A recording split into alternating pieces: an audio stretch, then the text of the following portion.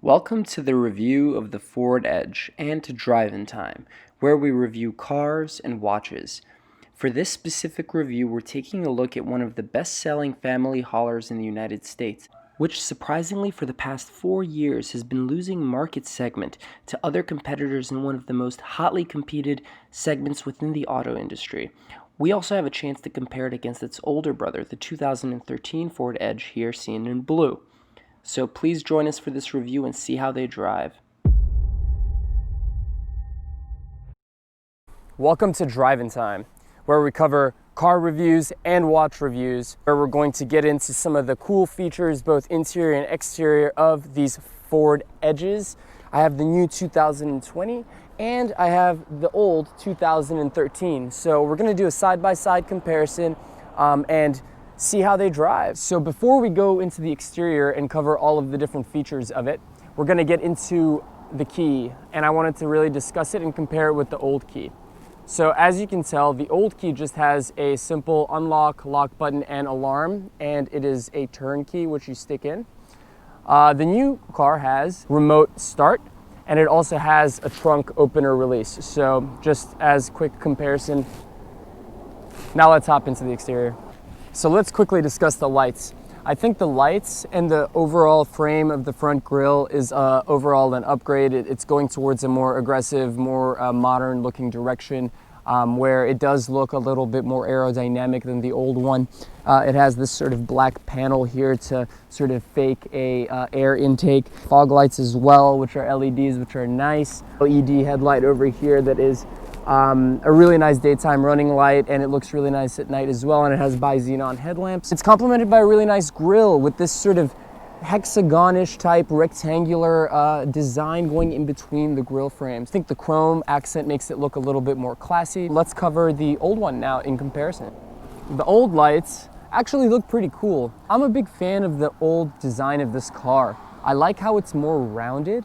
I think it presents a really nice look with this large chrome grille. I mean, look how big these pieces are. And then it has that hexagon middle shape that it sort of goes in between the grille to give it a little bit more depth. And for both cars, the Ford logos are extremely pronounced. They're large. They're definitely bigger than your cell phone, actually bigger than my hand.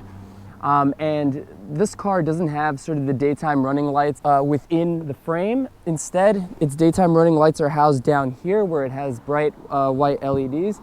That looks excellent. Now let's check out the taillights. The back taillights on the new Ford Edge look excellent, I think. They look very elegant. They sweep around the car. All of the little panel gapping around here looks really equal and very well made. The turn signal is not a big red, it's not part of the brake light. Instead, it's a piece over here that lights up yellow. The brake lights themselves light up red, they're very bright. There's an extra strip of light that goes over the back lip that also lights up when you brake. So here's a demonstration, and then let's go check out the old one. This is the limited all-wheel drive model, so it's very much in comparison with the SEL model we have over there. So the panel gaps again looks better. I think it's a little bit better on the new one. Definitely this panel gap here seems to be a little bit bigger. The light is a lot more boxy, which is fine. It curves a little bit around the car on this end, and the turn signal is housed right in the middle, and that's where the reverse lights are housed as well. It also features a brake light on the top, and that also works really well. A lot of similarities, I think a lot of differences as well. Step in the right direction in terms of modern design for the new one, but this one also looks really good still. Now we're just going to take an overall look at the exterior profile of this car, and with the snap of my finger and with a little bit of cinematic magic, we have the new one here. As you can see from these 360 aerial shots, you're going to be able to see that the old one has a lot more of like a circular look to it. The new one definitely has more pronounced body lines, a very much so modern language that's in tune with the industry and how things are moving forward. It definitely looks more modern. Yes, it has some fake looking black painted parts, trim pieces on the front that make it look like fake air intakes. But that's just the world we live in. The overall design language of the new one and the old one still look pretty good in today's age. And I do like the direction Ford is taking it in. Where these cars really do differ, and where you see the new modern look and the modern design really stick out from the old one, is in the interior. It has these really nice sort of stitched seats that look excellent. I like how elegantly and ergonomically everything is designed for the user. Everything is where you expect it to be. A new feature that it has that the old one doesn't is this automatic start and stop feature in the center of the console. It also has a completely different gear shift. I used to have a Jaguar XF, and in the Jag XF, the sort of circular gear shift used to rise up into my hand, and I really did enjoy it. I also like the way it's integrated into this interior. I think that the overall fit and finish of the interior could be done better. It's definitely been better made in things like the Mazda CX-9 or the Mazda CX-5, for example. I think the new one, as compared to the old one, does have some quality control issues, and I'll point those out. For example, like in the center console, it has this like plastic trim piece that's made to look like aluminum, but it's not. And then when it goes up into the dash, closer to where the volume and tune buttons are on both sides, the plastic sort of bends backwards and creates a little bit of space. And I think that's a quality control issue, and you know, personally, it catches my eye every single time. It does come standard with Android Auto and Apple CarPlay, which is nice. In terms of storage, and you know, that's what people are looking for when they buy a car like this, because usually they're hauling their kids and their dogs and all that kind of stuff. There's a lot of storage here, and it's very well made. For example, there's a quick little cubby here that you can put your phone in. It also has a wireless charger integrated into the bottom of the center console next to 2 USB ports. One thing that I don't like is the feel of these buttons. I think that, you know, car companies now, with manufacturing costs going lower and availability of materials getting a little bit more affordable, they feel like they're just, you know, and they are just thin pieces of plastic. And they're lined, they're very well designed, and they're lined in this sort of chrome up here. And that looks fine. I think that looks great. But I just wish that they put a little bit more thoughtfulness and feel into these buttons to make it feel like a little bit more of a premium product. Overall, the functionality is pretty great. These materials are gonna last long enough. Yeah, overall, it's a nice place to be. Now let's cover the old one. So immediately you realize that this cabin is a little bit more outdated. But it has a lot of similarities within it. Both cars have interior lights within the cup holders, for example.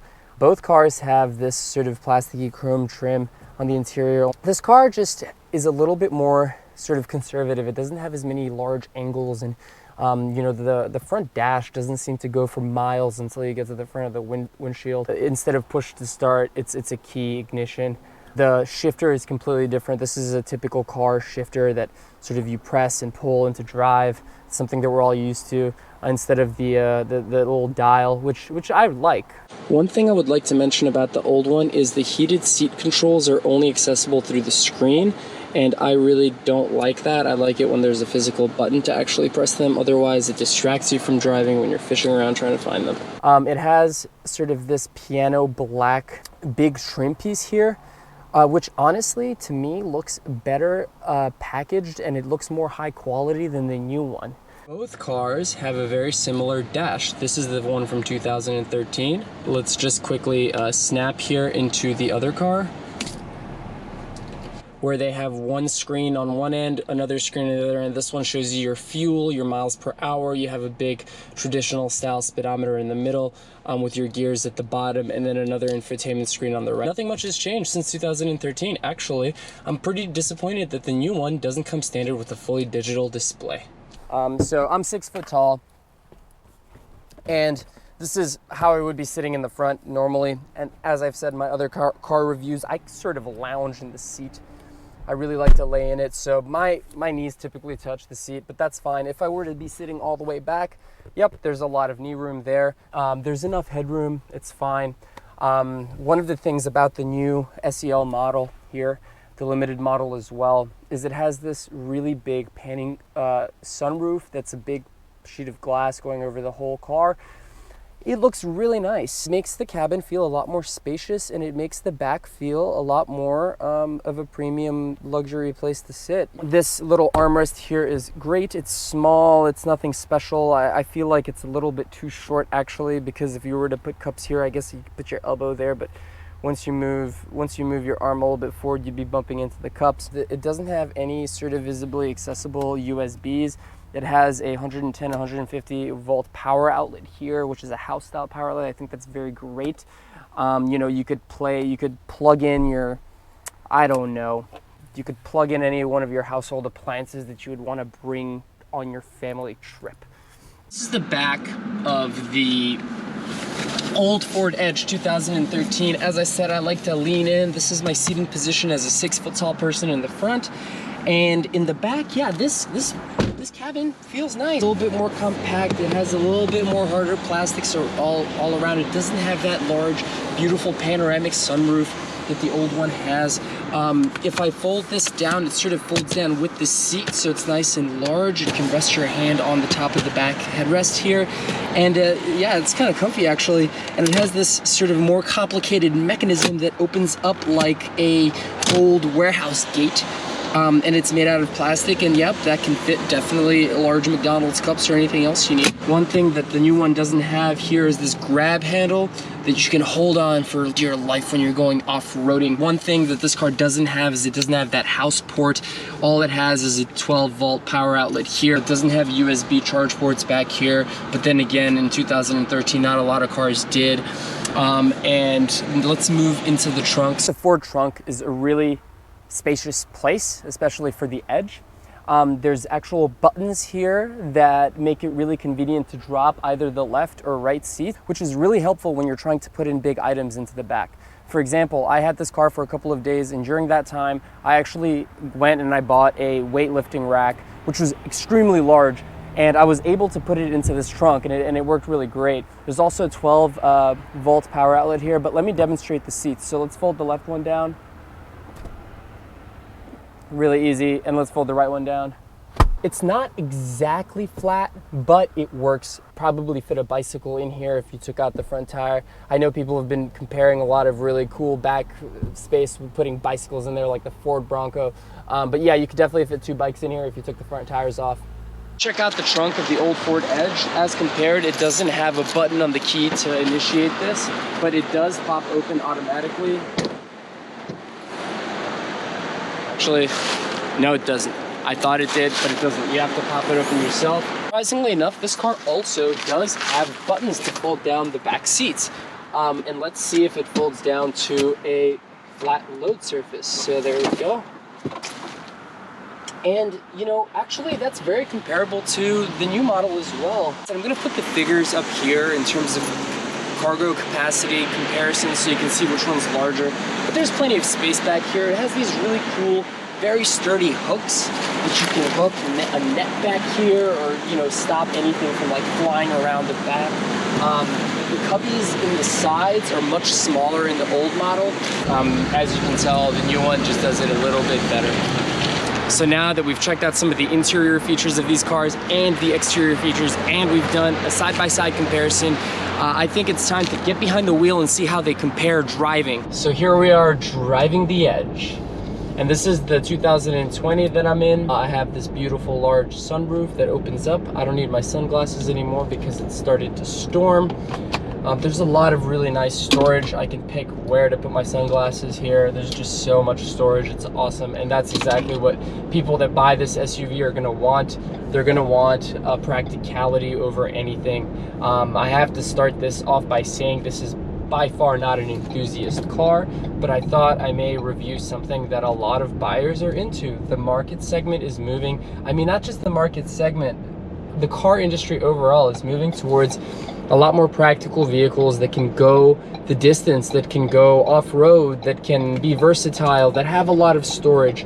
A lot of people, they don't really care that much about driving dynamics, believe it or not. That's just me and the bunch of nerds watching this channel, but actually a lot of people just care about the practicality of how an SUV runs. This one runs pretty well. Is the steering precise? No. Is the acceleration feel amazing? No. Is the brake feel, will it peel your face off? No. But will it do all those things the way you expect an SUV to? Yeah, it will. There's a lot of nice little amenities here that make this car really comfortable. It's got a heated steering wheel, it's got heated seats. The seats are really nice and cushy. They're nicely adjustable. The seating position's high as SUVs are. This car makes about 250 brake horsepower out of a 4-cylinder EcoBoost engine, and you know, it returns surprisingly well above 23 miles per gallon consistently. So I would say that the fuel economy in this car is pretty impressive compared to the old one. You know, the interior does feel a lot more roomy, but at the same time, one of the elements I do not like about this car is how far forward the dashboard stretches. So this isn't the fully loaded model. There is a fully loaded model, which is like the limited trim, but you can also get the Sport, which actually packs a lot of horsepower, over 300 horsepower into this car, and has a little bit more performance to it. Would I recommend that car or this car to any person that's a performance enthusiast? No. I firmly believe that the German rivals to American SUV companies really are on a different league in terms of how much horsepower they put into their cars. Now, I'm talking about standard SUVs. I'm not talking about the performance SUVs. If we think performance SUVs, of course, there's the Jeep Trackhawk, which is immensely powerful. There is the, you know, Dodge takes that Hellcat engine and drops it into a Durango, and you know, that car is deranged. It's so fast. What I'm thinking about is sort of the, let's say, SQ5 from Audi. Would that be able to compare with the Ford's Edge Sport? I don't think so. I think that car has a lot more control, a lot more finesse, and I think it has a lot more driving response and feel that is just on a level higher than the Ford production SUVs. When I step on it, it's good, it's responsive. Like if you were merging onto a highway, would this be able to drag you forward? Yes, this 4-cylinder surprisingly would be able to get you there. And you'd be pretty comfortable with the acceleration. It has an auto start stop feature that the old one does not have. I don't know if I like auto start stop features. They kind of annoy me, to be totally honest. Is it done badly? No. So it does sometimes have a rougher start than I'd like. But most of the time, I would say 95% of the time, it has a very subtle turn-off feature, a very subtle turn-on feature. It just does it every single time you stop. I think this family hauler is a family hauler. It is what it is. It's just adequate, just average, just good enough to get you into that feature-packed segment of a mid-tier SUV that's supposed to do it all. And doesn't do anything to the point of making you jump out of your seat in excitement, but it does enough to keep you satisfied and happy and move your family around at a relatively cheap cost. You buy a car like this, there's not much you have to worry about. You just hop in, press the button, just drive it, and that's about it. All right, here we are in the old 2013 Edge, and first impressions are direct comparison. This car is a little bit older. The Specimen I'm driving particularly has 100,000 miles on it. It definitely has a little bit more of a throaty exhaust because it's a V6. The seating position is similar. It's sort of a very straight up seating position. You're kind of elevated above the road a little bit, which is nice. I think overall the quality within the old model and the new model are very, very comparable. They're very similar. This being an older car, there is a little bit more delay in like the responsiveness of the braking, the responsiveness of the acceleration, but that's to be expected with an older car. So unfortunately, my review here was cut short because my mic died. So I just wanted to say that, these cars are really practical. They're great. They're multi-purpose. They're great for families. They're great for outdoorsy people who like to go on weekend adventures and, who have to take their car off-road when they need to be. But most of the time, people are going to be driving this on straight up pavement, on regular roads, and, it does a great job in those elements. Where I think it lacks is in the details. This is a super competitive segment where car companies from across the globe, especially the Koreans, have entered into the US marketplace, and they're really putting a lot of stringent detail and attention into things like buttons and things like user interface and technology. So Ford is going to really have to step its game up if it's going to want to have positive sales numbers in the coming years. Still, I would recommend this car. It's definitely a great option. It's easy to live with. It can do a lot. It looks great, and it plays the role well. The real piece of advice I would give is check out the used examples of this car, because even 2017 to 2020 used examples run for in the low 20s. Also, check out the competition and be informed when you're making a buying decision. Thanks for tuning in to Drive in Time. This was presented to you by Ivan Veskov. I really appreciate every comment, like, and subscription. If you like this content and want to see more, then hit the subscribe button because Drive in Time is cooking up a lot of new content.